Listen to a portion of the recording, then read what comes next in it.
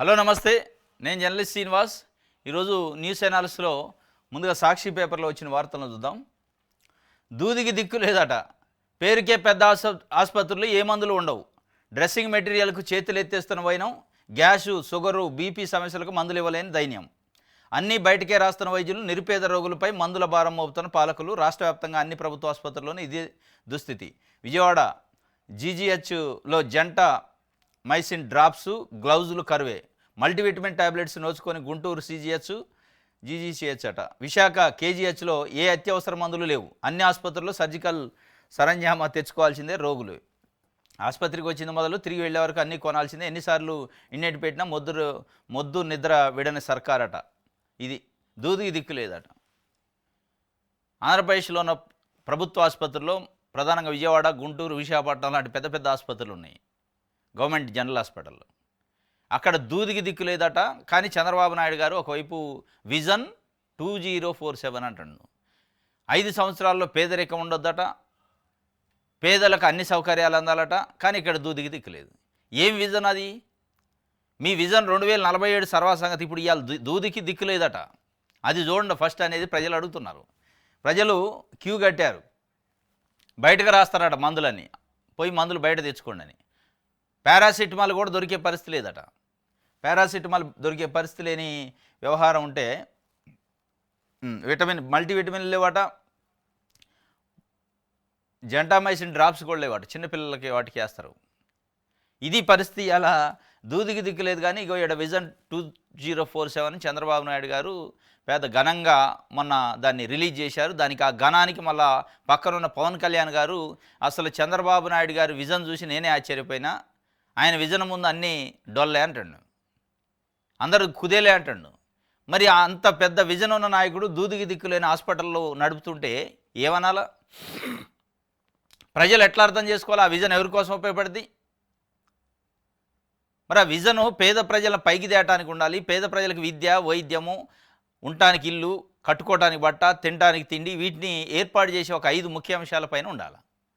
అవి లేకుండా మీ విజన్ అంతా ఎవడు సూటు బూట్ వేసుకున్నాడు అతడు, వాడికి ఎన్ని ఎకరాలు కట్టబెడదాం, 100,000 ఎకరాలు, వాడిని బాగు చేద్దాం, ఇదే తప్ప మాట్లాడితే నేను పెట్టుబడులు తెస్తానా, ఉద్యోగాలు. ఏది నువ్వు పెట్టుబడులు తెచ్చేది? ప్రజలు కష్టార్జితం తాతల తండ్రుల నుంచి సంపాదించుకున్న భూముల్ని ఎవడికో ప్రైవేట్ వాడికి కట్టబెట్టి దాని పెట్టుబడులని, దానికి ఉద్యోగాలని ముద్దు పేరు పెట్టి నాకు విజన్ ఉందంటే, ఇక్కడ తినడానికి తిండి లేదా, చూసుకోవడానికి వైద్యం లేదా, దూది లేదా హాస్పిటల్లో. ఎవడన్నా ప్రైవేట్ కంపెనీల కోసం వాస్తవంగా ల్యాండ్ ఎక్విజిషన్, భూసేకరణ చట్టం ఏంది? ప్రధానంగా చెప్పేది పబ్లిక్ యూటిలిటీ ఉండాలి. ఒక రోడ్డు, ఒక ఎయిర్పోర్టు, ఒక వంతెనో, ఒక ప్రాజెక్టు ప్రజలకు అందరికీ ఉపయోగపడేది. దానికోసం సేకరించు. ఎవడో ప్రైవేట్ కంపెనీ కోసం 100,000 ఎకరాలు సేకరించి రైతుల నుంచి బలవంతంగా ఏం వాడు కొనుక్కోలేడా? ఏ ప్రభుత్వం అయినా ఇదే విధానం. మాట్లాడితే నేను ఆ కంపెనీ తెచ్చిన, అసలు కంపెనీ కాదు, వ్యాపారం చేసేటోడు భూములు కొనుక్కోలేడా? మనం కొనుక్కోవట్లేదు. అవసరం ఉంటే మనం ఇల్లు కట్టుకోవాలి, కొనుక్కొని కట్టుకోవట్లేదా? వాడోడో ఎక్కడో కంపెనీ ఉంటే వాడిని పట్టుకొచ్చి పెట్టడానికి మన దగ్గర ఉన్న భూముల్ని, ప్రజల భూములు బలవంతంగా కొంచెం వాడికి ఇచ్చి ప్రైవేటోడికి నేను కంపెనీలు పెట్టిస్తున్నా, పెట్టుబడులు తెస్తున్నా, ఉద్యోగాలు ఇస్తా అంటే ఎందుకు? ఆ ఉద్యోగాలు ఇస్తేంది లేకపోతే ఏంది? ఇప్పుడు ప్రైవేట్ కంపెనీ పెట్టుబడి పెట్టాలి, పరిశ్రమ పెట్టాలనుకుంటాడు, ఫ్యాక్టరీ పెట్టాలనుకుంటుండు, వాడు కొనుక్కోలేడా అంటున్నా. ప్రభుత్వం ఎందుకు కొనియాలా? ప్రభుత్వం బలవంతంగా పోలీసులను పెట్టి గుంజుకొని నోటిఫికేషన్లు వేసి ఎందుకు ఇవ్వాలా? అంత అవసరమైంది అంటే దాని వెనక పెద్ద మతలబు ఉంది. ఈ రాజకీయ నాయకులు బాగుపడే కథలన్నీ అందులో ఉన్నాయి. ఇది ఇలా దూదికి దిక్కులేని పరిపాలన నడుతుంది. కానీ విజన్ 2047 అని ఆయన చెప్తుండే. ఒకవైపు ఇగో మాజీ ముఖ్యమంత్రి జగన్మోహన్ రెడ్డి గారు చెప్తుండు, విజన్ 2047 ఓ డొల్ల డాక్యుమెంటు, మరోసారి చంద్రబాబు పబ్లిసిటీ స్టంటు, వైఎస్ఆర్సీపీ అధినేత వైఎస్ జగన్ ధ్వజం. బాబు పాలనలో మొత్తం 3 విజన్లు, చరిత్రలో నిలిచిపోయే పని ఒక్కటైనా చేశారా? బాబు పాలనలో మొత్తం 3 విజన్లట. ఒక విజను మనం గతంలో చూసినాం, 2020 విజన్ 2020 అది పోయింది. ఇప్పుడు 2047కి వచ్చింది. ఈ 2 విజన్లు. ప్రభుత్వ రంగంలో ఒక్క మెడికల్ కాలేజ్ అయినా కట్టారా? కట్టలేదు. స్కూళ్ళు, ప్రభుత్వ ఆసుపత్రులను బాగు చేశారా? చేయలేదు. బాగు చేయకపోగా నిర్వీర్యం చేస్తున్నారని అంటున్నారు జగన్మోహన్ రెడ్డి. రైతులకు అండగా నిలిచారా? మరి ఇంకెందుకు ఈ విజన్ డాక్యుమెంట్లు? రాష్ట్ర ప్రజల అవసరాలకు చోటు ఎక్కడా? వాస్తవిక దృక్పథం ఏది ఆయన డైరెక్ట్గా అడుగుతుండు.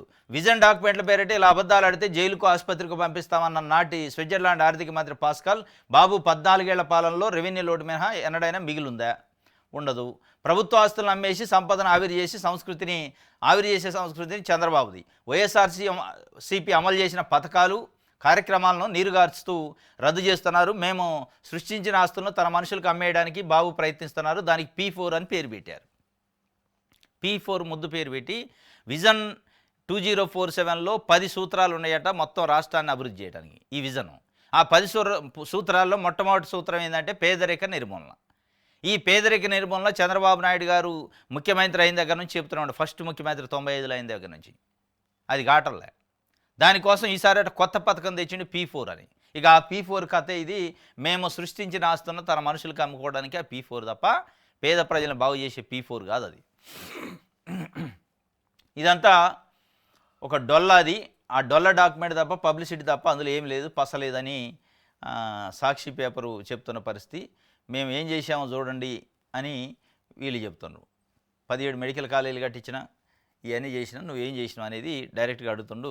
ఇవాళ బీపీ షుగర్ బిళ్ళలకు కూడా దిక్కు లేదట. ఎక్స్లో వైఎస్ జగన్మోహన్ రెడ్డి ధ్వజం ఎత్తిండు. ఇది ఒక వార్త.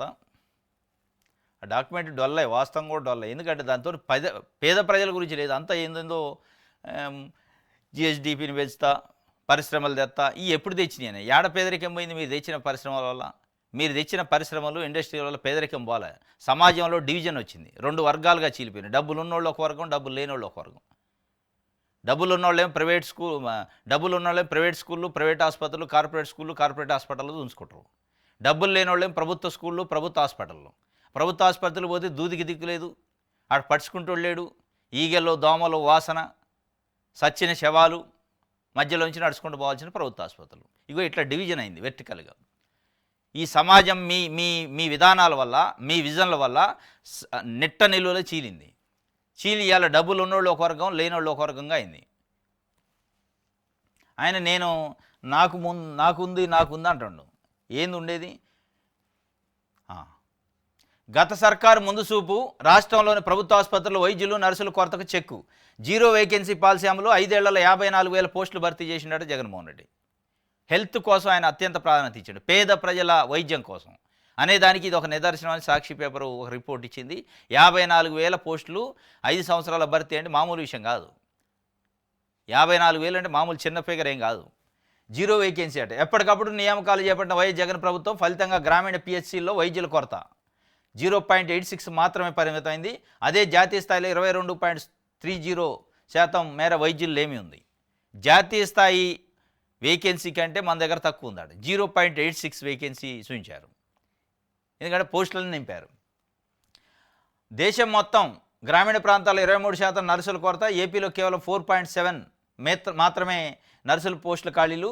ఇటీవల పార్లమెంట్లో ప్రకటించిన కేంద్ర ఆరోగ్య శాఖ ప్రకటించిన ఫిగర్స్. దేశవ్యాప్తంగా నర్సులు కొరత ఎంత ఉంది, డాక్టర్ల కొరత ఎంత ఉందంటే డాక్టర్ల కొరత 22.30% అయితే గ్రామీణ ప్రాంతాల్లో 23% నర్సుల కొరత ఉందట. అదే ఏపీకి వచ్చేటప్పటికి డాక్టర్ల కొరత 0.86 ఉంది.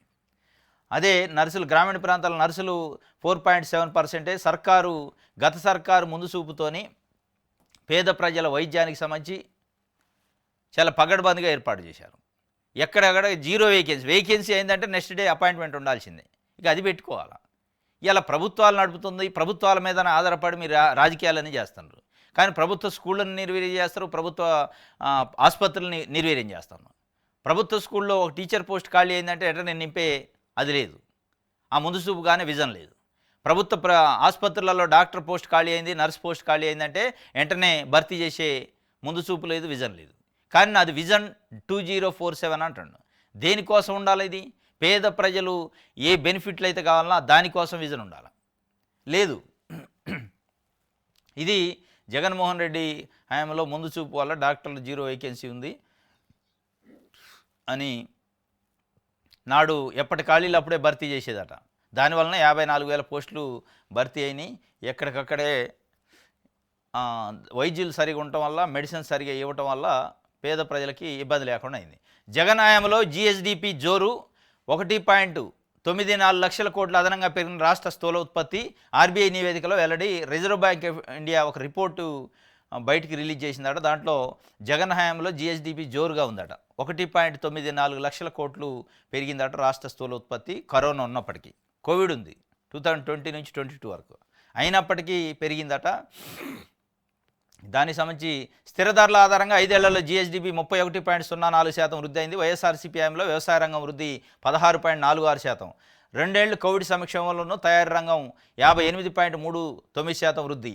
5 ఏళ్లలో పారిశ్రామిక రంగం, వ్యవసాయ రంగం, పారిశ్రామిక రంగం, సేవల రంగం, నిర్మాణ రంగం, విద్య, వైద్య, తాగునీరు, సంక్షేమం, పారిశుద్ధ్యం వీటిలలో అన్నిట్లలో కూడా చాలా ముందడుగులో ఉంది 2019 నుంచి 24 మధ్యలో అని రిజర్వ్ బ్యాంక్ ఆఫ్ ఇండియా ఒక రిపోర్ట్ ఇచ్చింది.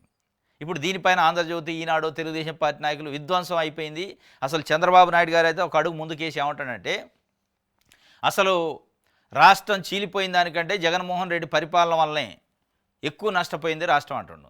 మరి జగన్మోహన్ రెడ్డి పరిపాలన వల్లనే ఎక్కువ నష్టపోతే ఇవాళ ప్రజలు లేరా? రాష్ట్రం లేదా? మరి బడ్జెట్ ఎక్కడి నుంచి వచ్చింది? మీరు బడ్జెట్ ప్రవేశపెట్టారు కదా, మొత్తం అసలు ఏం లేదన్నట్టే చెప్తారు. ఈ గ్రామ సచివాలయాలు ఎక్కడి, వాలంటీర్ వ్యవస్థ ఎక్కడిది, ప్రభుత్వ ఆసుపత్రుల్లో ఎక్కడికక్కడ భర్తీ ఎక్కడిది, విలేజ్ క్లినిక్లు ఎక్కడి, ఫ్యామిలీ డాక్టర్లు ఎక్కడిది, అమ్మకు ఒడి ఎక్కడిది, అమ్మఒడి, తల్లికి కానుక, విద్యా దీవెన, విద్యావసతి ఇవన్నీ ఎక్కడి నుంచి వచ్చినాయి? మరి ఏమి లేదు, విధ్వంసం అయిపోయింది. దాదాపు 2 కోట్ల మంది పేద ప్రజలకి డైరెక్ట్గా అకౌంట్లలో 2.61 లక్షల కోట్లు డబ్బులు 5 సంవత్సరాలలో ప్రభుత్వ సొమ్ము ఎట్లా జమ అయింది? ఆన్లైన్ రికార్డు ఉంది కదా, అకౌంట్ రికార్డు. మాట్లాడితే అసలు జగన్మోహన్ రెడ్డి చేసింది ఇక మొత్తం అయిపోయింది, రాష్ట్రాన్ని ముంచిపోయింది అన్నట్టు చెప్తున్నారు. కానీ ఇక్కడ ఆర్బీఐ నివేదిక లేదు, జిఎస్డిపి జోరుగా ఉందని వాళ్ళు చెప్తున్న పరిస్థితి. ఇది సాక్షికి సంబంధించి.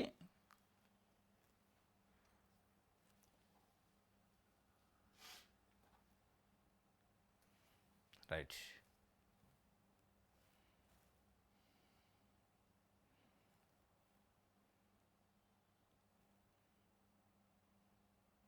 పదవులన్నీ మీకేనా, మేము ప్రేక్షకులమా? టీడీపీ తీరుపై నిలదీసిన జనసేన నేత కనకరాజు సూర్యట. పదవులన్నీ మీకేనా, మేము ప్రేక్షకుల పాత్ర వహించాలా? పదవులు మీరు అనుభవిస్తారు, మేము చూస్తూ ఊరుకోవాలని. ఇకపై అలా సాగదు.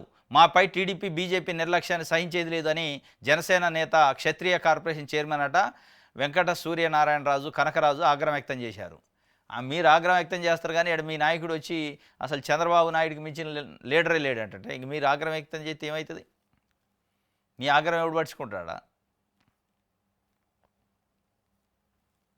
ఎవడు పట్టించుకోడు. ఆయన ఎక్కడికక్కడ జపం చేస్తంటే. రైట్. 8th page.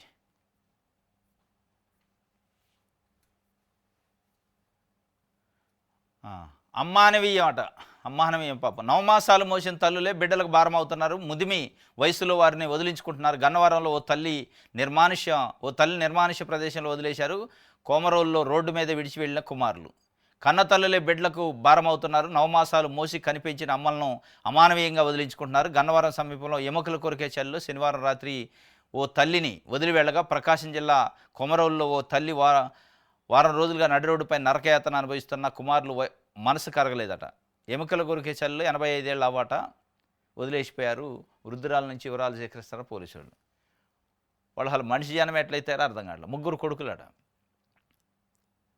అంతకుముందు ఆమెకు ఒక చిన్న గుడిసె ఉంటే ఆ గుడిసె కూలిపోయిందట. గుడిసె కూలిపోయింది కాబట్టి ఎక్కడ ఉంచుకోవాలంటే మన ఇంట్లో ఉంచుకోవాలి కాబట్టి ఇంట్లో ఉంచుకుంటే ఇబ్బంది అని చెప్పి తెసిపోయి రోడ్డు మీద వదిలేశారట. కనీసం పశువులు లిటరల్గా నేను చెప్తాను కదా, పశువులు కూడా ఈ పని చేయవు, దగ్గర చేర్చుకుంటాయి. ముసలిగయ్యాక పశువులు కూడా పిల్లలు వాటి దగ్గర చేర్చుకుంటారు. ఇంత మానవత్వం లేని మనుషులు భూమి మీద తిరుగుతున్నారు. వదిలేసి అసలు వయసు వాళ్ళే తట్టుకోలేని చలి పెడుతుంది. ఆ చలిలో తెసిపోయి వదిలేస్తే వాడు అసలు మనిషా పశువా? వానికి పిల్లలు ఉన్నారా? రేపు వాని పిల్లలు కూడా ఇట్లా వదిలేసిపోతే ఏం చేస్తారు? అదే జరిగిద్ది. తాతగా పెట్టింది తలాపనే ఉంటుంది అంటారు. ఇగో తాతగా పెట్టింది తలాపనే ఉంటుంది, గ్యారంటీ, దాంట్లో డౌటే లేదు. అరే కన్న తల్లి కదా, అసలు కన్న తల్లిని ఎట్లా వదిలేసినోడు వాడు మనిషి ఎట్ట అవుతాడు? మనుషుల మధ్యలో ఎట్ట తిరుగుతుండు?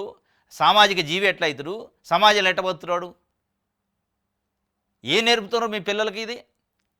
ఇప్పుడు మీ వాళ్ళకి పిల్లలు ఉంటారు, నాయనమ్మ ఏదంటే బజార్లో వదిలేసినా వచ్చినా అన్నాడు అనుకో, ఓహో నేను కూడా రేపు నిన్ను అట్లే వదలాలని వాడికి నేర్పుతున్నట్టే కదా. అంటే ముసలోళ్ళు అయిన తర్వాత ఒక సర్టెన్ ఏజ్ వచ్చాక బజార్లో వదిలేయాలి, బజార్లో ఎండ ఒక దగ్గర చలిలోన ఎండ వాన ఏదైనా పర్లే ఆడ పడేసి రావాలి, అది పనికిరాని వస్తువు కింద అని చెప్పినట్ట. పనికిరాని వస్తువును కూడా గౌరవంగా పడేస్తారు. అదే మనిషి తల్లి నవమాసాలు మోసి కని పెంచి అక్కడ దాకా తీసుకొస్తే నీకు ఎక్కువయ్యా అది. ఆడ వదిలేసిపోయారు అమానవీయం గన్నవరంలో పాపం. అసలు ఎంత దారుణం అంటే అంత దారుణం.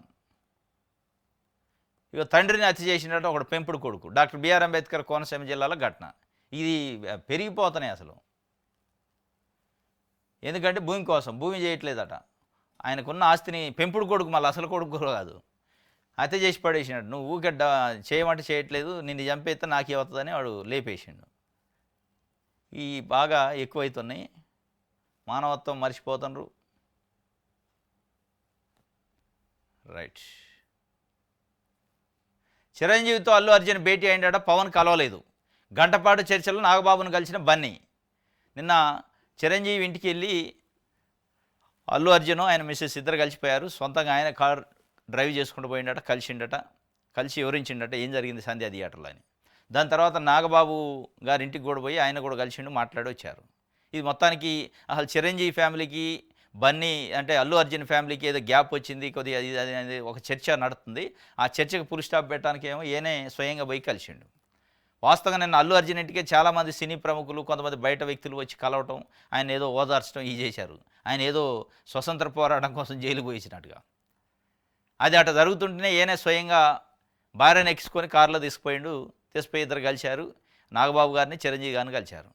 అయితే ఇక్కడ ట్విస్ట్ ఏంటంటే అదే టైంలో అసలు పవన్ కళ్యాణ్ గారు అమరావతి నుంచి హైదరాబాద్ వస్తుండు, అల్లు అర్జున్ కలుస్తాడు, లేదా అల్లు అర్జునే పవన్ కళ్యాణ్ ఇంటికి వెళ్తాడు కలుస్తాడని పెద్ద ఎత్తున ట్రోల్స్ చర్చ నడిచింది. అంటే సోషల్ మీడియాలో కూడా ప్రచారం అయింది. పవన్ కళ్యాణ్ నిన్న మొత్తం డే అంతా హైదరాబాద్లోనే ఉండు, జూబ్లీహిల్స్లో ఆయన ఇంట్లో. కానీ అల్లు అర్జున్ పవన్ కళ్యాణ్ ఇంటికి పోలే, పవన్ కళ్యాణ్ అల్లు అర్జున్ ఇంటికి రాలే. మొత్తానికి ఆ గ్యాప్ అట్లే కంటిన్యూ అవుతున్నట్టుంది. అందుకే ఒక స్ట్రాటజిక్గా తెలియదు కానీ చిరంజీవి నాగబాబును పోయి కలిసిండు, పవన్ కళ్యాణ్ కలవకుండా. మరి దీంట్లో మతలబ్ ఏంది? పవన్ కళ్యాణ్ వల్లనే, పవన్ కళ్యాణ్ ఇష్యూ వల్లనే, అంటే పవన్ కళ్యాణ్ జనసేన పార్టీ పెట్టి తెలుగుదేశం పార్టీతో పొత్తు పెట్టుకుంటే వైఎస్ఆర్సీపీ క్యాండిడేట్కి పోయి ఆయన ప్రచారం చేసిన దాని దగ్గర నుంచే గ్యాప్ వచ్చింది. కాబట్టి ఆ గ్యాప్ రాజకీయంగా వచ్చిన గ్యాప్ని మళ్ళీ పూడ్చుకుంటున్నాం. కానీ అటు చిరంజీవిని నాగబాబుని కలిసిండు, కానీ పవన్ కళ్యాణ్ కలవలే. మరి దీని అనుకున్న మతలబ్ ఏందనేది ఆంధ్రప్రదేశ్ ఉప ముఖ్యమంత్రి నటుడు పవన్ కళ్యాణ్ శనివారం రాత్రి 8:30 ప్రాంతంలో విజయవాడ నుంచి హైదరాబాద్ చేరుకుంటాట. మొన్న సాటర్డే నైటు ఉదయం వరకు జూబ్లీహిల్స్ రోడ్ నెంబర్ 33లోనే తన ఇంట్లో ఉన్నారు. ఉదయం 10:30 తిరిగి ప్రత్యేక విమానంలో విజయవాడ వెళ్ళిపోయారు. అల్లు అర్జున్ పవన్ కళ్యాణ్ కలుస్తారని, లేదా పవన్ కళ్యాణ్ అల్లు అర్జున్ ఇంటికి వెళ్ళి పరామర్శిస్తారని వార్తలు చెక్కలు కొట్టాయి. పవన్ కళ్యాణ్ అల్లు అర్జున్ కలవడానికే హైదరాబాద్కు వచ్చారంటూ సోషల్ మీడియాలో వార్తలు వెలువడాయి. తీరా చూస్తే వీరిద్దరి మధ్య ఎలాంటి కలయిక లేదు. ఇది మొన్న సాటర్డే నైట్ వచ్చి నిన్న ఉదయం వరకు ఉండట, 10:30-11 వరకు. కానీ ఆయన కలవలే. మొత్తానికి అయితే పవన్ కళ్యాణ్తో మరి ఇక గ్యాప్ కంటిన్యూ అవుతుందా, మరి ఆయనకి టైం లేక కలవలేదా, ఆ గ్యాప్ వలన ఇష్యూవా నడుస్తుంది. ఇది సాక్షికి సంబంధించి దిశ పేపర్ చూద్దాం. పోలవరంపై ఫోకస్ అట. జనవరి 2న కొత్త డయాఫ్రామ్ వాల్ పనులు ప్రారంభమవుతాట. నేడు పోలవరం పనులు షెడ్యూల్ విడుదల చేయని సీఎం. సోమవారంగా పోలవరం వెళ్తున్నట్టుంది. ప్రాజెక్టును సందర్శించి సమీక్షించిన చంద్రబాబు పోలవరం పైన ఫుల్ ఫోకస్ పెట్టారట. 2014-19 మధ్యలో కూడా ఇట్లే ప్రచారం అయింది. ఫోకస్ పెట్టిండు అయిపోద్ది అని. అది గాలమ్మనులే. అది కాకపోగా కట్టిన డయాఫ్రామ్ వాల్ ఉట్టినే ఒక్క వరదకు గొట్టపోయింది. మరి ఇప్పుడు గట్టి ఫోకస్ పెట్టారు. ఇప్పుడైనా వరదకు నిలబడేటట్టు కట్టండి. వరదగా నిలబడేటట్టు కట్టి అమరావతి పోలవరాన్ని 5 సంవత్సరాలు పూర్తి చేయండి. మళ్ళీ మాటలు చెప్పి 5 సంవత్సరాలు అయ్యాక నెక్స్ట్ ఇస్తే నాకు అధికారం కడతానంటే మళ్ళీ అది కథ అడ్డం తిరిగింది. నాగబాబు మంత్రిత్వ శాఖ పైన జోరుగా చర్చ జరుగుతుందట. సినిమాటోగ్రఫీ ఇస్తారా లేకపోతే గనుల శాఖ ఇచ్చే అవకాశం ఉందా అనేది ఒక చర్చ బయట జరుగుతుందట. మరో 4 రోజుల్లో శాఖను కేటాయించే ఛాన్స్ ఉందట. అసలు శాఖ ఎక్కడదా? ఆయన మంత్రి పదవి ప్రమాణ స్వీకారం చేయలేదు, శాఖ ఎక్కడ కేటాయిస్తారు? జనసేన పార్టీ ప్రధాన కార్యదర్శి నాగబాబు రాష్ట్ర మంత్రిగా ఎప్పుడు ప్రమాణ స్వీకారం చేస్తారు, ఏ మంత్రిత్వ శాఖ అప్పగిస్తారనే అంశంపై జోరుగా చర్చ జరుగుతుందట. రాష్ట్ర మంత్రివర్గంలో చంద్రబాబుతో కలిసి ప్రస్తుతం 24 మంది ఉన్నారు. పవన్ కళ్యాణ్ కోరిక మేరకు కీలకమైన మంత్రిని నాగబాబుకి ఇవ్వనున్నట్టు సమాచారం. ఇది ఆ ఒక్కటి ఖాళీ ఉంది, ఆ ఒక్కటి ఆయనకి ఇస్తారట. ఏ శాఖ ఇస్తారు, సినిమాటోగ్రఫీ, గన్ల శాఖ అనేది చర్చ జరుగుతుందట. అమ్మ ఊరికి వెళ్ళింది, ఇక రాదు. అన్నయ్య ఆసుపత్రిలో ఉన్నాడు, వచ్చాక ఇద్దరం కలిసి స్కూల్కి వెళ్తాం. కన్నీళ్లు తెప్పిస్తున్న రేవతి కూతురు శాన్విక మాటలు సంధ్యా థియేటర్ తొక్కీసలాట ఘటనలో తల్లిని కోల్పోయిన చిన్నారి. పాపం ఆ అమ్మాయికి ఏం తెలియదు, చిన్నపిల్ల. అదే సంధ్యా థియేటర్లో ఘటన, అల్లు అర్జున్ వెళ్ళినప్పుడు తొక్కీసలాటలో మృతి చెందిన రేవతి కూతురు. అమ్మ ఊరికి వెళ్ళింది, ఇక రాదు, శాశ్వతంగా ఊరికి వెళ్ళిపోయిందని ఆ అమ్మాయిని అట్లా ప్రిపేర్ చేశారు. పాపం ఏడుస్తుంటే ఊరికి వెళ్ళింది రారు, అన్నయ్య హాస్పిటల్లో ఉండి వచ్చిన తర్వాత ఇద్దరం కలిసి మళ్ళీ స్కూల్కి వెళ్తాం ఎప్పటిలేక. మా అమ్మ రోజు మాకు అన్నం తినిపించేది ఆమె చేయితోని. ఊరికి వెళ్ళింది కాబట్టి ఇక రాదని చాలా బాధాకరమైన ఆ అమ్మాయి మాట్లాడుతుంటే ఏడిపే వస్తుంది, చిన్నపిల్ల. ఇప్పుడు ఈ ఈ సమాజంలో కూడా సోయి ఉన్నాడు. అరే అల్లు అర్జున్ జైలుకి పోయేస్తే 10 గంటలే జైలుకి పోయించింది ఆయన. 10 గంటలు జైలుకి పోయిస్తే 100,000 మంది పోయి పరామర్శిస్తారన్నారు క్యూ కట్టి. ఇక్కడ ఒక అనాథ అయిపోయింది, తల్లి లేని అనాథ అయింది పిల్ల. తల్లి లేని అనాథ అయి ఒక కూతురు ఏడుస్తుంది. అసలు చస్తడా బతుడా కొన ఊపిరితో కొట్టు మిట్టాడుతాడు ఆ బాబు. అసలు చాలా సీరియస్గా ఉంది, ఐసీలో ఉండు, కోమాలో ఉండు అంటున్నారు. ఇక అట్లాంటి వాళ్ళను పరామర్శించాలనా, లేదంటే మీరు అల్లు అర్జున్ పోయి పరామర్శిస్తారంటే అల్లు అర్జున్ని క్యూ కట్టి పరామర్శిస్తారు. మరి ఆయన ఏం చేసిండని? సరే ఒక కేసు అయింది, ఆ కేసులో జైలు దాకా పోయి వచ్చిండు, అంతే, జస్ట్ పోయి వచ్చిండు. దానికే పరామర్శలు. దేనికోసం పరామర్శ? ఏమైనా జాతీయ అవార్డు వచ్చింది ఆయనకి? దేనికి? లేదంటే ఏమన్నా ఆయన ఆస్తులు మొత్తం సమాజానికి త్యాగం చేసిండా? అంటే అర్థం పర్థం లేకుండా ఇట్లాంటి, ఇప్పుడు అనాథ అయింది పాపం, తల్లి లేని అనాథ అయిపోయింది. ఇక పరామర్శిస్తే ఇట్లాంటి వాళ్ళని పరామర్శించాలా? అది మానవత్వం అంటారు, మనిషి అంటారు వాళ్ళని. సినిమా వాళ్ళు ఇంకా సెలబ్రిటీలు వీళ్ళు పోయి మొత్తం అల్లు అర్జున్ని పరామర్శించడం, కౌగులించుకోవటం. కానీ ఇక్కడ ఈ అమ్మాయి ఏడుపు కానీ, ఈ అమ్మాయి ఆవేదన కానీ, వాళ్ళ కుటుంబం ఆవేదన కానీ, కుటుంబం పరిస్థితి కానీ ఎవడో ఆలోచించట్లే. అది ఎడిపోతున్న సమాజం. అంటే డబ్బులు ఉన్నోడు సెలబ్రిటీ వాడు ఎడిపోతే అటు వాడు వెనక కొరకటమేనా? మానవత్వం మంట కలిసిందంటే కలిసిందనే చెప్తారా? ఇది అమ్మ ఊరికి వెళ్ళింది రాదు అని చెప్పి ఆ పాప చెప్తున్న పరిస్థితి. శాన్వి చాలా ముద్దుగా చెబుతుంది పాపం శాన్విక.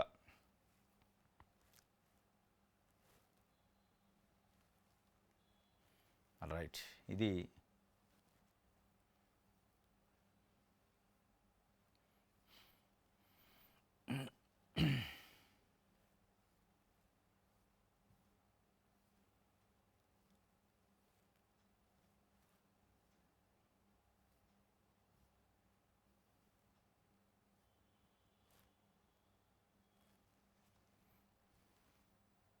ఆంధ్రజ్యోతి. జగన్ పాపం రైతులకు శాపమైందట. వెంటాడుతున్న రీసర్వే కష్టాలు, రుణాలు రీషెడ్యూల్లో సమస్యలు, భూములు క్రయ విక్రయాలకు బ్రేకు. ఆంధ్రజ్యోతి కమ్మనాయన వార్త రాసింది. జగన్ పాపమట జనాలకు, రైతులకు శాపమైందట. అది ఏమో కరెంటు బిల్లు పెంచితే జగన్ శాపమే, కరెంటు బిల్లు పెంచినా జగన్ శాపమే. ఇంకెక్కడ బుడమేర్లు వరదలు వస్తే జగన్ పాపమే, కొల్లేర్లు వరదలు వస్తే జగన్ పాపమే. ఇవాళ రీసర్వే చేయలేక మీరు 6 నెలలు గవర్నమెంట్ వచ్చింది, తెలుగుదేశం పార్టీ కూటమి ప్రభుత్వం. అది మరి ఆ పాపం ఏదో అది కడిగైతే జగన్ చేసిన పాపాన్ని కడగటానికే మీకు అధికారం ఇచ్చింది. ఇక పొద్దున్నలేతే ఇది జగన్ పాపం, అది జగన్ పాపం, ఇది జగన్, వెనక ముందు సైడ్ అన్నీ జగన్ పాపమే అయితే మరి మీరు దేనికి అనేది ప్రజలు అడుగుతున్నారు. ఇలా అంటే జగన్ పాపం చేసినా పుణ్యం చేసినా ప్రజలు ఇంట్లో కూర్చోబెట్టారు, మిమ్మల్ని కుర్చీలో కూర్చోబెట్టారు. చంద్రబాబు నాయుడు గారిని ఏం చేస్తుండో అది చెప్పాలి. ఆంధ్రజ్యోతి పేపరు చంద్రబాబు నాయుడు గారిని ఏరి కోరి ప్రజలు 164 స్థానాలు ఇచ్చి అధికారంలో కూర్చోబెడితే ఇంకా జగన్ పాపం అని ముచ్చట్లు చెప్పుకుంటూ కూర్చుంటే జనాలకు అర్థం కాదా ఏంది? ఇది ముచ్చట్లు అంటారు దీన్ని. ఏం ముచ్చట్లో మీరు రాయటం ఏంది, ఆయన చెప్పటం ఏంది? నిన్న ఎక్కడో చెప్పిండు, ఏసీబీ కోరలు లేవు, అసలు గడిచిన ప్రభుత్వంలో జరిగిన అవినీతి అంతా ఎప్పుడు ఎలికి తీస్తారు, ఎప్పుడు ఎంక్వైరీ చేస్తారు. మరి ఇప్పుడు జరుగుతున్నది వద్దా అనడం. ఇంకో మాట కూడా అన్నాడు ఆయన, జగన్మోహన్ రెడ్డికి ఇట్లా మళ్ళీ గెలిస్తే అది చంద్రబాబు నాయుడు పాపం అంటే చంద్రబాబు నాయుడు పనికి మాలిన పనులు చేస్తుంటే అసలు పని చేయట్లేదని అర్థం. దాని అర్థమైంది. ఆయన రాసిడు కొత్త పలుకులో. ఏబిఎన్ ఆంధ్రజ్యోతి వేమూరు రాధాకృష్ణ గారు, జగన్మోహన్ రెడ్డికి ఇట్లా మళ్ళీ అధికారంలోకి వస్తే నెక్స్ట్ టైము వాళ్ళ కల్లో వచ్చినట్టుంది ఒత్తడి, మళ్ళీ ఇది అంతా కథ ఎటు పోతుందని.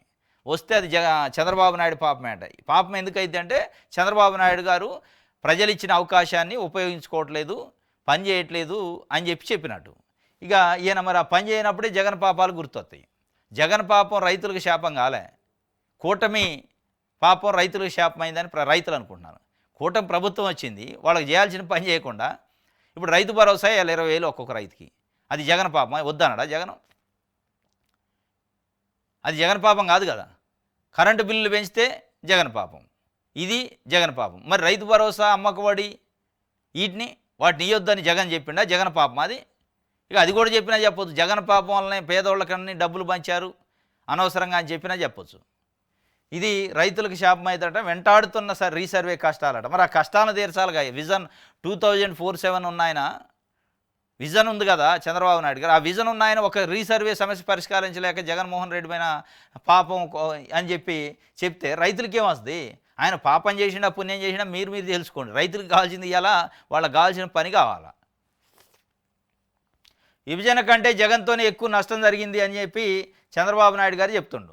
విభజన చేయటం కంటే ఆయన వలన ఎక్కువ నష్టం జరిగిందంటే జగన్మోహన్ రెడ్డి వల్ల. జనం ఎత్తని చేయి పెట్టి ఆస్తులు రాయించుకున్నారు, అమరావతిని పోలవరం నాశనం చేశారు. 5 ఏళ్లలో వైసీపీ లక్షల కోట్ల అప్పులు చేసింది, ఇప్పుడు రాష్ట్రానికి అప్పు ఇచ్చే పరిస్థితి లేదు. ఇది కథ. అసలు జగన్మోహన్ రెడ్డి అప్పులు చేసిండు కాబట్టి ఇప్పుడు అప్పు ఇచ్చే పరిస్థితి లేదు. కాబట్టి మీకు ఇచ్చే రైతు భరోసా, అమ్మ ఒడి ఇవన్నీ నేను అర్థం చేసుకోవాలని చెప్తున్నట్టుంది. జగన్మోహన్ రెడ్డి చేసిన నష్టమే ఎక్కువ ఉందట విభజన కంటే. విభజన కంటే ఎట్లా నష్టం ఎక్కువైంది? విభజన చేసి విభజన చట్టంలో పోలవరం, అమరావతి ఇవన్నీ చెప్పారు. వాటి గురించి అడిగే సాహసం, దమ్ము, ధైర్యం, గట్స్ మీకు లేవా? ప్రత్యేక హోదా అడిగే ధైర్యం లేదు, ప్రత్యేక ప్యాకేజీ అడిగే ధైర్యం లేదు. 2014-19 అంటే వాళ్ళకి ఫుల్ మెజార్టీ ఉంది బీజేపీకి, మిమ్మల్ని ఓటు డేకలే. ఇవాళ మీ మెజార్టీతోనే అక్కడ నిలబడదు ప్రభుత్వం. ఇవాళ అడగాలి కదా మీరు. విభజన వల్ల తీవ్రమైన నష్టం జరిగింది రాష్ట్రానికి అని అనాల్సింది పోయి మీరు ఏమన్నారు? విభజన కంటే జగన్మోహన్ రెడ్డి వల్ల నష్టం జరిగింది కాబట్టి విభజన చట్టం హామీలను మనం అడగం, గాలికి వదిలేసినాం అని చెప్తున్నారు. అంటే విభజన చట్టానికి సంబంధించి ఆ హోదా కానీ ప్యాకేజ్ కానీ ఇంకేమైనా ఏది డబ్బులు రావాలన్నా గ్రాంట్స్ రావాలన్నా అడిగే పరిస్థితి లేదు అనేది స్పష్టంగా చెప్తున్నాను. ఎందుకంటే విభజన కంటే జగన్ వల్లనే నష్టం జరిగింది కాబట్టి మనం అడగకూడదు అని. ఇది పోలవరానికి మళ్ళీ కళ వచ్చిందట. ఏంది కళ అంటే ఇక అవన్నీ మిషన్లు తిరుగుతున్నది. డయాఫ్రమ్ వాల్ నిర్మాణం ఉంది కదా జనవరిలో, దానికి తప్పు నాదే, క్షమించండి, సారీ చెప్పడం తప్ప మాట్లాడలేని స్థితిలో ఉన్న జర్నలిస్ట్ రంజిత్తో మోహన్ బాబు విష్ణుతో కలిసి ఆసుపత్రికి వెళ్ళి పరామర్శ, కుటుంబానికి అండగా ఉంటానన్న హామీ, జర్నలిస్ట్ త్వరగా కోలుకోవాలన్న ఆకాంక్ష. ఆయన TV9 జర్నలిస్ట్ రంజిత్ మొన్న దెబ్బలు తగిలి గాయపడ్డు కాబట్టి ఆయన హాస్పిటల్లో పోయి మోహన్ బాబు దాడి చేసినందువలన చేయండి అని చెప్పి ఆ కేసు కూడా అయింది. డైరెక్ట్గా మోహన్ బాబు వెళ్ళి తప్పు నాదే, క్షమించండి అని చెప్పి సారీ చెప్పడం తప్ప నేను ఇప్పుడు ఏం మాట్లాడలేని స్థితిలో ఉన్నా అని చెప్పి తొందరగా కోలుకోవాలన్నా కుటుంబానికి కూడా అండగా ఉంటామని చెప్పి ఒక పరామర్శ అయితే చేసి వచ్చిండు. మంచి పని చేసిండు, ఎందుకంటే కోపాలు తాపాలు లేకుండా. రైట్. దుబాయ్లో బంగారు ఛాయ్ అట. ధర 1.14 లక్షలు, 1,14,000 అట ఒక ఛాయ్. బంగారంతో ఛాయ్ చేస్తానట. కాఫీ అయితే 1,09,000. ఆ హోటల్ కూడా భారతీయులదేనట. లక్షాధికారులైన లవణం అన్నమే కానీ మెరుగు బంగారంబు మింగబోడు, ఇదో సత్తికాలం నాటి మాట. ఇప్పుడు దుబాయ్ వెళితే నిజంగానే బంగారం తినొచ్చు, బంగారం కాఫీ, బంగారం టీ కూడా తాగొచ్చు. గోల్డ్ కడక్ టీ 5,000 దిర్హాములట. అంటే దిర్హాములు అంటే అక్కడ మన రూపాయి లెక్క వాళ్ళు అంటారు అన్నట్టు. మన రూపాయలలో చూస్తే 1,14,000 పలుకుతుందట. ఇది అక్కడ ఎమిరేట్స్ ఫైనాన్షియల్ టవర్స్లో ఏర్పాటు చేశారట బంగారం ఛాయ్.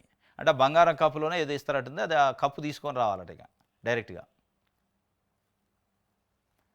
ఇగో ఇచ్చిండు. కేఫ్లో ఏమైనా దొరికితే దీని యజమాని సుచేత శర్మ భారతీయ మూలాలు ఉన్న మహిళే. ఇక్కడ గోల్డ్ ఛాయ్ ఆర్డర్ ఇస్తే దానిపై 24 క్యారెట్ల మేలిం బంగారం పొడి జల్లి వెండి కప్పులో ఇస్తారట. దీంతోపాటు క్రోయిస్పాట్ అనే ఫ్రెంచ్ వంటకాన్ని కూడా వెండి పళ్ళెంలో ఇస్తారు. దీనిపైన బంగారం పొడి జల్లుతారు. చివరిలో ఈ కప్పులు పళ్ళాలను వినియోగదారులు తీసుకెళ్ళిపోవచ్చు. ఈ రాయల్ మెనూలో గోల్డ్ షావరిన్ కాఫీ కూడా ఉంది. దీని ధర 4,761 దిర్హములు, 1,09,000 రూపాయలు మన కరెన్సీలో. దీన్ని కూడా వెండి కప్పులో ఇస్తారు. ఆ కప్పులను కూడా ఇంటికి తీసుకెళ్ళొచ్చట. ఇవి కాకుండా బంగారం ఐస్ క్రీమ్లు, డ్రింకులు కూడా లభిస్తాయట. విలాసాలు కోరుకునే వారికి ఏదైనా అసాధారణమైంది చేయాలనుకున్నాం, అందుకే వీటిని అందిస్తున్నామని చెప్పారట. మరి అది పూర్తిగా ఇయ్యలే. బంగారం ఎండి కప్పులో పోసి బంగారం టీ ఇస్తారట. మరి బంగారం పొడి చల్లుతారట, అది మింగాలన్నా మరి బంగారం పొడి మింగితే ఎట్ట బతుకుతారో అర్థం కావట్లేదు. ఇది పూర్తిగా అయితే డీటెయిల్గా ఇవ్వలేదు కానీ మరి ఇంటికి తీసుకోవచ్చు అంటాడు కప్పులు, ఎండి కప్పులు. మరి ఈ బంగారం ఎటుపోయింది, కడుపులో పోద్దా లేదంటే మరి ఏం చేస్తారనేది పైన చల్లుతారట బంగారం పొడి, 24 క్యారెట్ బంగారం పొడి. మరి ఆ బంగారం పొడి తిని ఎట్ట బతుకుతున్నాడు, అదేదో మతలబు ఉన్నట్టు పూర్తిగా ఇయ్యలే వీళ్ళు.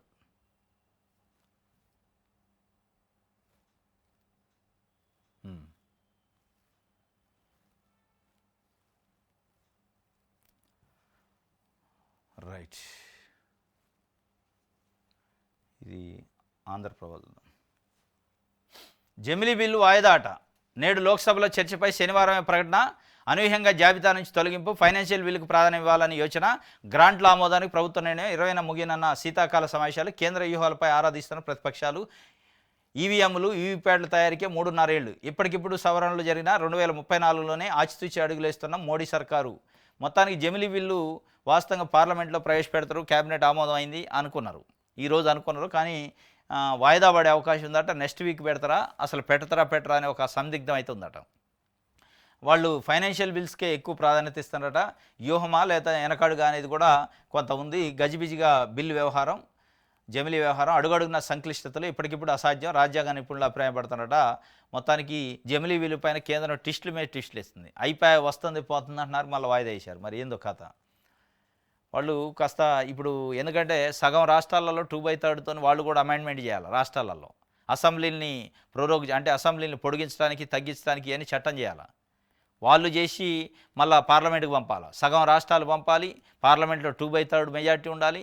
ఇవన్నీ మరి పాజిబిలిటీ చూసుకుంటున్నారు. అడుగు ముందుకు వేసేటప్పుడు చాలా జాగ్రత్తగా వేయాలి కదా, ఫెయిల్ కావద్దు. ఎందుకంటే రాష్ట్ర అసెంబ్లీలు కూడా వాళ్ళ చట్టాలను సవరించుకోవాలి. అంటే 5 సంవత్సరాల కాల పరిమితి ఉంటుంది అసెంబ్లీకి. 5 సంవత్సరాలని కొన్నిట్లలో 6 చేయాలి, 7 చేయాలి, కొన్నిట్లో 3 చేయాలి, 2 చేయాలి, తగ్గించేవి ఉన్నాయి, పెంచేవి ఉన్నాయి. మరి వాళ్ళు అది ఆ త్యాగం చేసి అవన్నీ చేసి ఆ వెసులుబాటు ఉండాలి, పూర్తి మెజార్టీ ఉండాలి అక్కడ కూడా. మద్యం సేల్స్ బలాట, అందుబాటులో అన్ని బ్రాండ్లు, ఆపై నాణ్యమైన మద్యం లభ్యం, అమ్మకాల జోరు. 50 రోజుల్లో 4,677 కోట్ల రూపాయలు, రేటు తగ్గితే మరింత పెరిగే అవకాశం.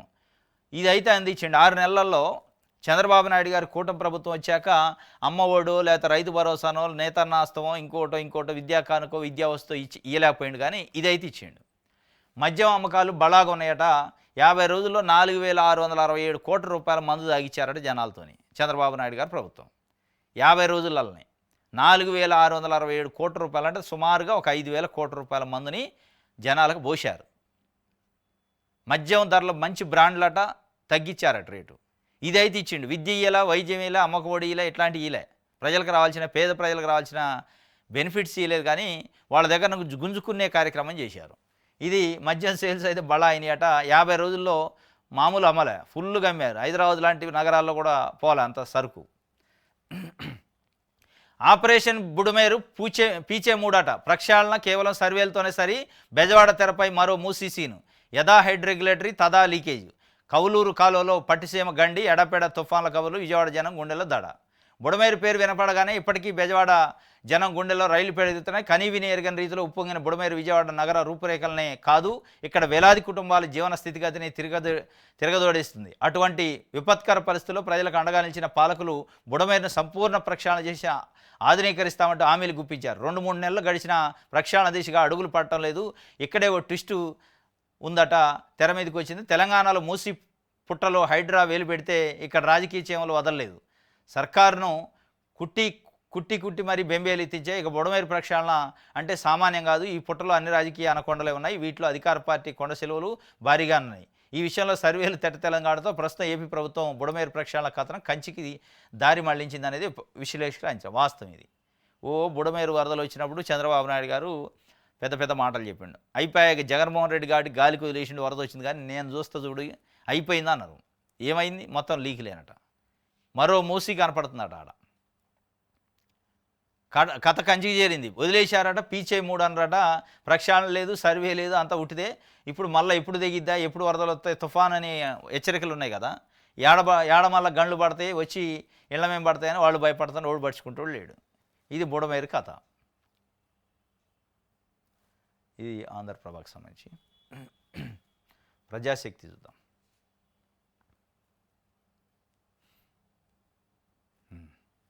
పట్టు కోసం పోటీ పడుతున్నారట, పెరుగుతున్న లోకేష్ జోక్యం, బీజేపీ నేతలతో పవన్ మంతనాలు. అంటే ప్రభుత్వం పైన పట్టు కోసం లోకేష్, పవన్ కళ్యాణ్ పోటీ పడుతున్నారట. ఆ పోటీలో ఈ పంచాయతీ ఎక్కడ దాకా పోయిందంటే ఢిల్లీ పోయి 3 రోజులు పవన్ కళ్యాణ్ గారు అక్కడ ఉండి బీజేపీ అగ్రనాయకులు కలిసి ఈ పంచాయతీ ఆడబెట్టిండట. లోకేష్ అన్ని శాఖలలో ఏలు పెడతాడు, నా ఒక్కడి శాఖలో అన్ని శాఖలలో ఉన్న అధికారులను ఎవరు పెట్టుకోవాలి, పిఎస్ఎల్ని ఓఎస్డీలను ఎవరు పెట్టుకోవాలనే విషయాలలో కూడా జోక్యం చేసుకుంటుండే, ఇది కరెక్ట్ కాదు అని చెప్పి మరి ఆ శాఖల్లో జోక్యం చేసుకుంటున్నానే కానీ ఆ మధ్యకాలంలో లా అండ్ ఆర్డర్ ఉందా, అసలు హోంశాఖ అవసరమైతే నేనే తీసుకుంటానని వంగల్పూడి అనిత పైన కామెంట్ చేశారు. మరి ఆ శాఖలో ఈయన జోక్యం ఎక్కువైందేమో, ఆ జోక్యాన్ని డైరెక్ట్గా అనలేక ఇండైరెక్ట్గా అన్నట్టుంది. దాని తర్వాత చాలా శాఖలలో డైరెక్ట్గా ఏలు పెట్టి ముఖ్యమంత్రి ఎట్లయితే ఇన్ఫ్లుయెన్స్ చేస్తారో, ముఖ్యమంత్రి పాత్రను పోషిస్తుండో షాడో ముఖ్యమంత్రిగా, ఇది కరెక్ట్ కాదని చెప్పి ఆయన నచ్చట్లే. ప్రతి శాఖలో రివ్యూ చేస్తాడట, ప్రతి శాఖలో అధికారులని పిఎస్ఎల్ని ఎవరు పెట్టుకోవాలని ఆయన డిసైడ్ చేస్తాడు, ఇది కరెక్ట్ కాదని ఢిల్లీ పోయిండట. చంద్రబాబు నాయుడు గారికి ఇండైరెక్ట్గా చెబితే అర్థం కావట్లేదని ఢిల్లీ పోయి కంప్లైంట్ చేసిండట. ఢిల్లీ పోతే వాళ్ళు కూడా వినరట, దీని సంగతి చూద్దామని చెప్పి అన్నారట. దాని తర్వాత మొన్న 3 రాజ్యసభ సీట్ల ఖాళీలో ఒకటి జనసేన నుంచి నాగబాబు గారికి ఇప్పించాలని పవన్ కళ్యాణ్ గారు పట్టుబట్టారు. దానికి అడ్డుపడ్డది కూడా లోకేష్ అనట. సానా సతీష్ అని ఆయనకి ఇప్పించింది ఏనేనట.